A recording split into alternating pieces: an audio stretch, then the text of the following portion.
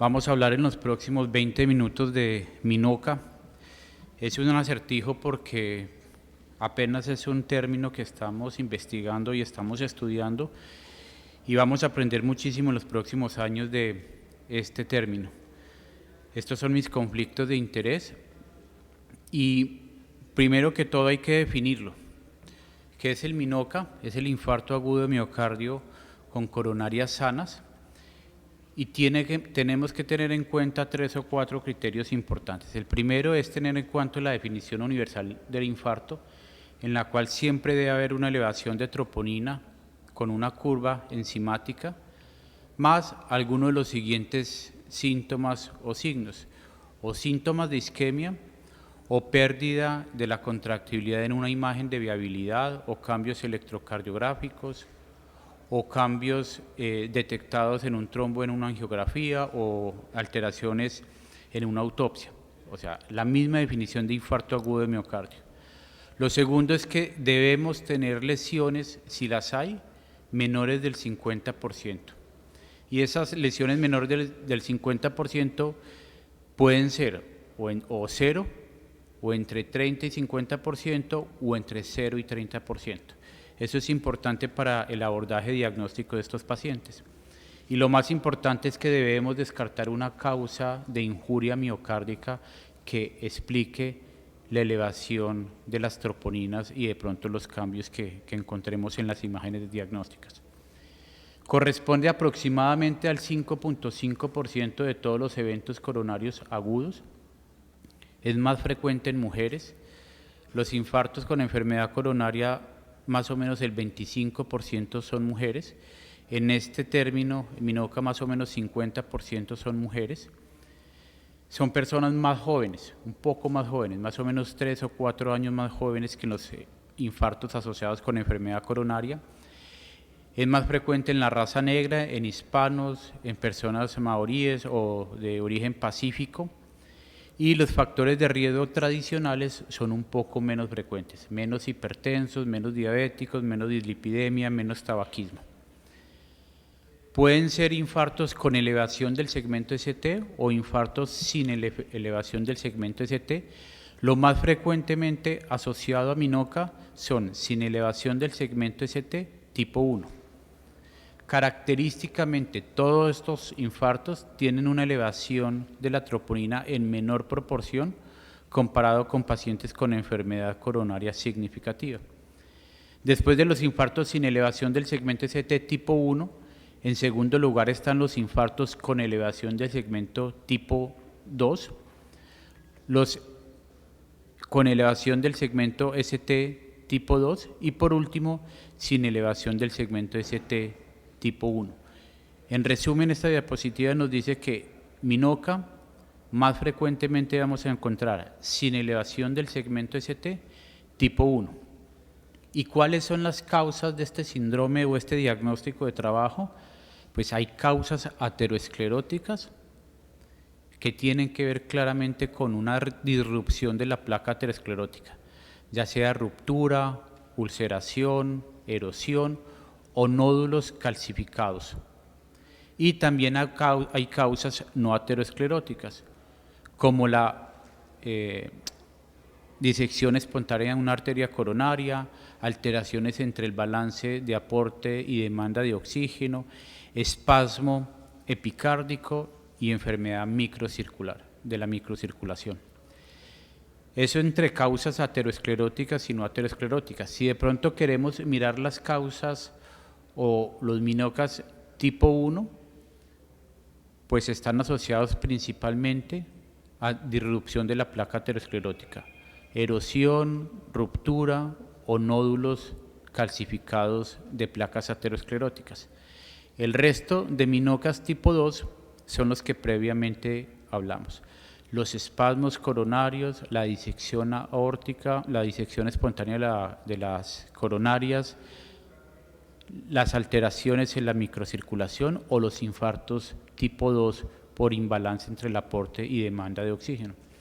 También podríamos dividir los MINOCAs en causas epicárdicas o microvasculares. ¿Cómo lo vamos a diferenciar? Las causas epicárdicas, las alteraciones de la contractibilidad están dadas en un territorio solamente. Y las microvasculares son múltiples territorios.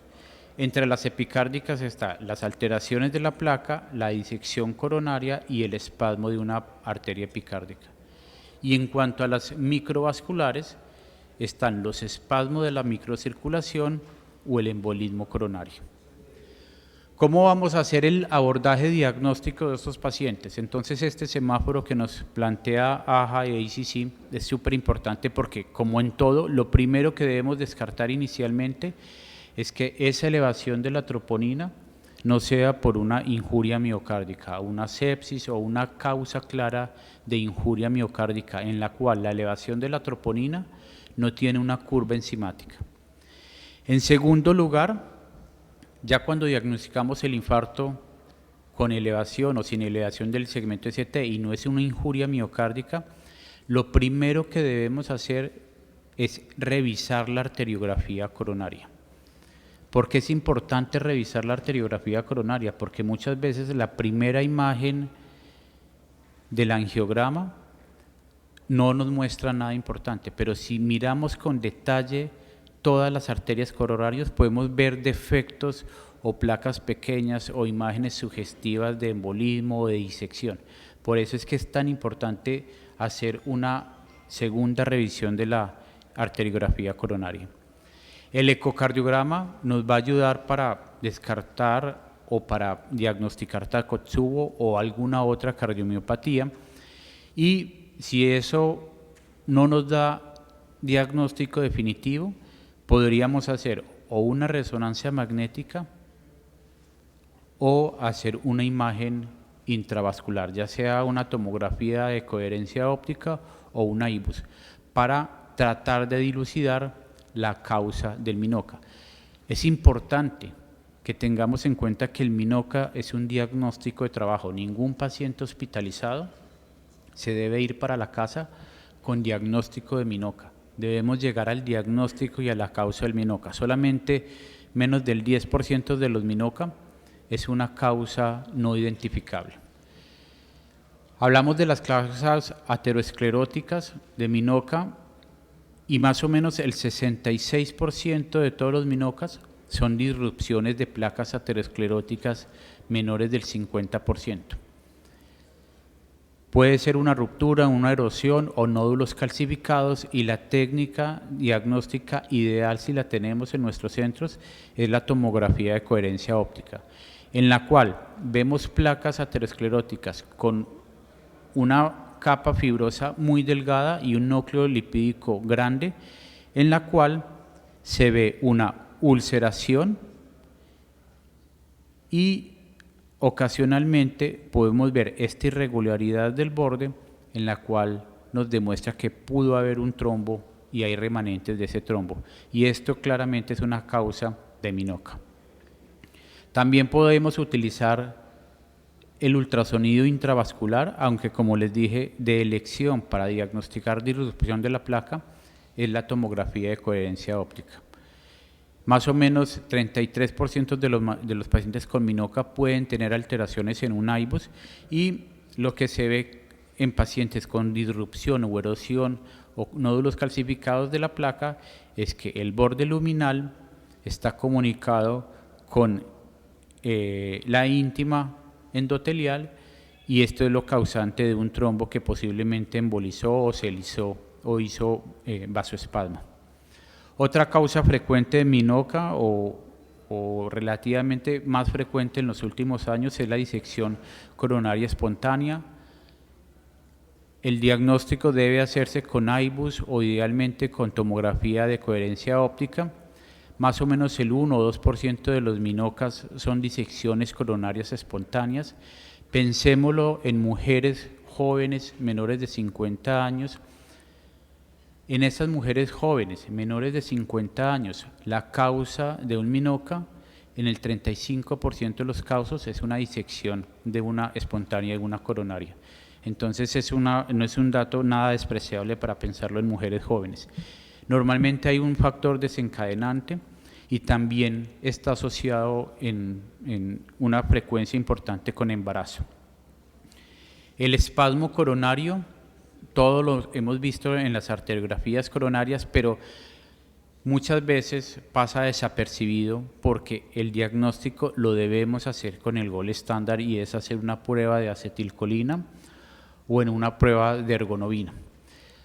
Este diagnóstico, en general los hemodinamistas le tienen mucho miedo porque históricamente se hacía a la cabecera del paciente y se hacía con corrección del vasoespasmo con nitratos orales, no había una monitorización continua y podrían haber arritmias ventriculares asociados con la prueba.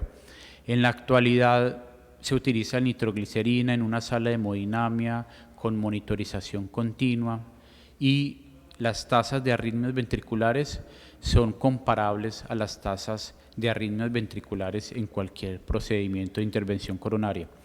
La cocaína o algunos medicamentos para la quimioterapia como 5-fluoracilo pueden estar asociados con este síndrome y es más frecuente en población de origen asiático.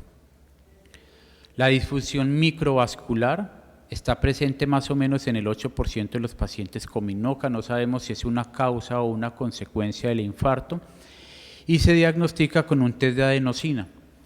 La adenosina todos sabemos que es un vasodilatador y la reserva de flujo coronario debe aumentar cuando damos un vasodilatador. Si esa reserva de flujo coronario no aumenta y está por debajo de 2, podemos hacer un diagnóstico de disfunción microvascular. También cuando hacemos un test de acetilcolina y no hay espasmo coronario, pero el paciente presenta dolor precordial y cambios electrocardiográficos sin espasmo epicárdico, podemos asumir que hay un espasmo en la microcirculación. Y lo que normalmente conocemos como flujos lentos, posiblemente es secundario a disfunción microvascular. El embolismo y la trombosis coronaria puede ser por alteraciones congénitas, factor 5 de Leiden, déficit de proteína S o proteína C. Está presente más o menos en el 14% de todos los minocas y también pueden haber otros síndromes o trombofilias adquiridos como síndrome antifosfolípido, púrpura trombocitopénica trombótica, trombocitopenia asociada a heparina o síndromes mielodisplásicos. Igual, como todos estos minocas es más frecuente en mujeres jóvenes y las pruebas de coagulación o las pruebas de niveles para detectar trombofilia la debemos hacer no en la fase aguda, sino al menos 1 o 2 semanas después del infarto agudo de miocardio.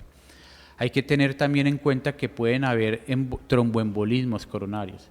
Entonces, en pacientes con fibrilación auricular, enfermedad valvular cardíaca, sospecha de endocarditis, tumores valvulares o calcificaciones valvulares, pues no sobra de pronto hacer un ecocardiograma transesofágico si de pronto con otras técnicas diagnósticas previas no hemos llegado al diagnóstico.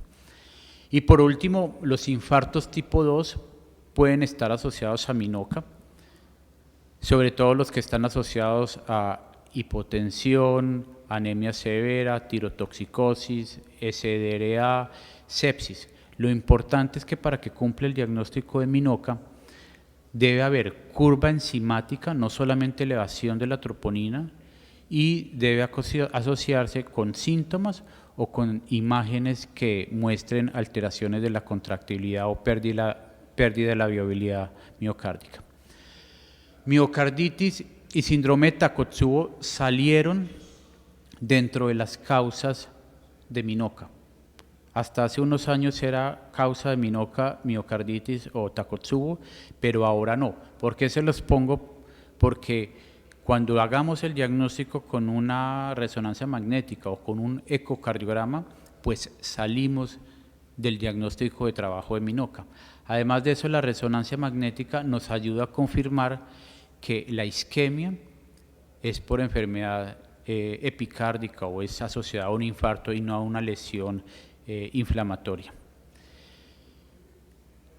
Dependiendo de donde estemos, podemos hacer un abordaje diagnóstico no invasivo con resonancia magnética, en la cual vamos a detectar cardiomiopatías, miocarditis, Takotsubo y a confirmar el diagnóstico de infarto agudo de miocardio, o idealmente hacer una vía invasiva que incluye tomografía de coherencia óptica o IBUS.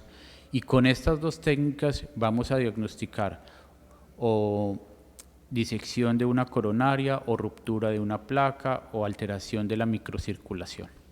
En cuanto al tratamiento, pues hay muchas causas de este síndrome, entonces el tratamiento tiene que ir específico. Las estatinas para todos los pacientes con MINOCA en registros clínicos y en múltiples revisiones sistemáticas de estudios clínicos han demostrado que podrían ser beneficiosos. Los inhibidores de la ECA y los bloqueadores del receptor también comparados con los pacientes que no son tratados son beneficiosos. Los beta bloqueadores al igual pueden ser beneficiosos en estos pacientes, pero miren que la antiagregación plaquetaria dual históricamente en todos los MINOCAs es igual a no tratarlos. ¿A qué va el mensaje acá? Y es que identifiquemos, porque lógicamente si encontramos un MINOCA por disrupción de una placa aterosclerótica, se trata igual que tuviera enfermedad coronaria. Si es por vasoespasmo, pues la antiagregación dual no nos va a servir para nada. Si encontramos enfermedad microvascular, betabloqueadores o calcioantagonistas nos pueden ayudar. O si encontramos vasoespasmo, calcioantagonistas nos pueden ayudar. Recuerden que los betabloqueadores están contraindicados en vasoespasmo porque pueden aumentarlo. Disrupción de la placa, como les dije, se trata igual que un infarto con enfermedad coronaria. Si encontramos una disección coronaria, el tratamiento es conservador, a diferencia de lo que uno pensaría que poner un stent donde haya el desgarro, el tratamiento es conservador y solamente el stent está reservado para pacientes que tengan complicaciones o que tengan isquemia persistente a pesar del tratamiento médico. Los betabloqueadores no han sido evaluados, pero podrían estar recomendados, y claramente en los infartos tipo 2 pues hay que manejar el trigger desencadenante. No se les olvide la prevención secundaria de los pacientes con MINOCA, y es manejar la angina, como ya les he dicho, si es microvascular o vasoespástica, la hipertensión arterial, los pacientes con diabetes mellitus con medicamentos cardioprotectores. Las metas de LDL por el momento siguen siendo menor a 55 o 40. La terapia con 4 o 5 medicamentos para falla cardíaca, la rehabilitación cardíaca, nutrición, suspensión de tabaquismo, la antiagregación plaquetaria dual o simple o no antiagregación plaquetaria, la nefroprotección, la vacunación a todos estos pacientes y la salud mental. En cuanto al pronóstico, es debatido si es mejor o si es peor. Hay estudios que muestran que de pronto los pacientes con MINOCA podrían tener un mejor pronóstico comparado a pacientes con enfermedad coronaria e infarto. Pero también hay revisiones sistemáticas que demuestran que la mortalidad de estos pacientes podría ser peor a la de los pacientes con infarto agudo de miocardio y enfermedad coronaria significativa. Ahí estamos en un debate todavía porque, como les dije en la primera diapositiva, es un término que apenas estamos aprendiendo de él. Por último, no se les olvide que el MINOCA es un diagnóstico de trabajo. Ningún paciente se debe ir para la casa con diagnóstico de MINOCA. Debemos llegar al diagnóstico si es espasmo, alteración de la microcirculación o alguna otra alteración, porque de acuerdo a la causa del MINOCA, pues vamos a tratar de individualizar la terapia de estos pacientes. Muchísimas gracias a todos. Bravo.